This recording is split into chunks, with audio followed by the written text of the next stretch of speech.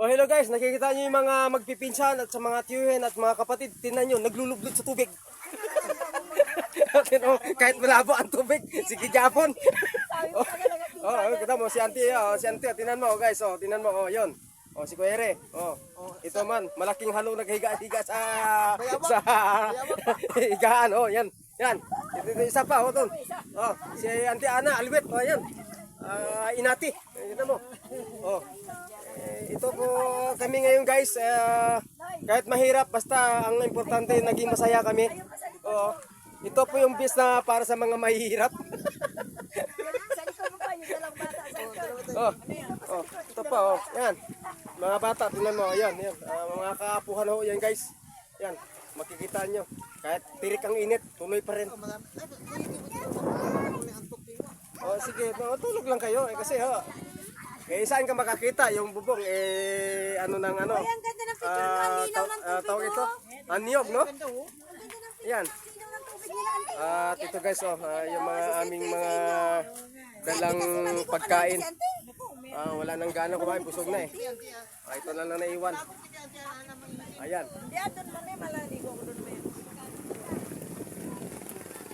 Greet ka sa mga kamag-anak puno sa tapas, Auntie Ana, hanggang doon sa dao. Kaway. Yan.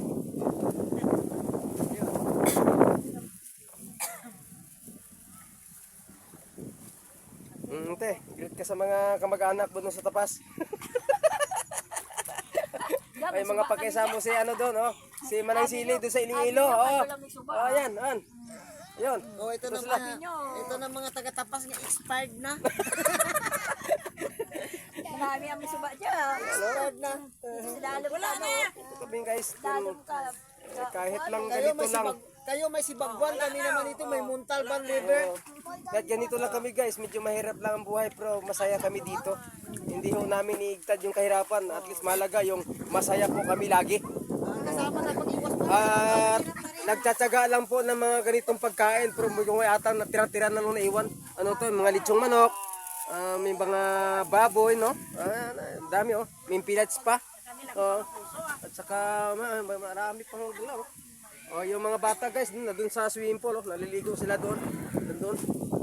Kaya ito na lang yung mga senior citizens po natin na nandito lang ngayon sa kubo-kubo na mayroong tubig sa ilalim. Diyan. So, siguro guys, mamayang hapon pa kami uwi, mga bandang alas 4 ng hapon. Lasapin po namin yung paglalublob dito sa ilog. Sabi mo, halaga 300 lang. Halagang 300 pesos lang. May swimming pool ka na. May swimming pool pa, may cottage ka pa. Ay, sus, pili mo, nasa loob ka ng ano ng swimming pool. Tingnan mo, yan. Yung mga bata, tingnan nyo guys, masaya sila. Hindi nila na iniinda yung init. Ayun, sa kabila, yun na sila. Yan, malapit na. Yung iba nandun pa sa swimming pool. May mga pagkain pa naman.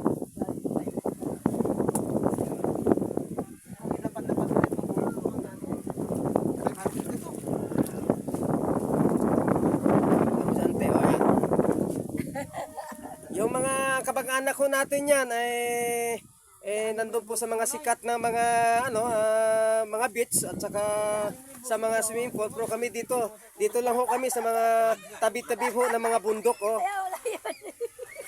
Ga-vlog nga